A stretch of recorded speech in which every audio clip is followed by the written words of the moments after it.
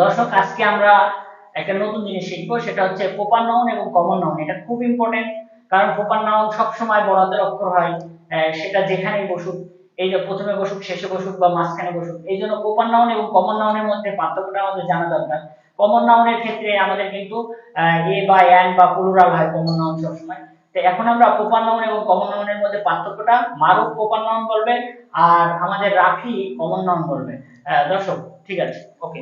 Bangladesh, country, Dhaka, city, Kazi Nazrul Islam, poet, Rumel sir. Teacher.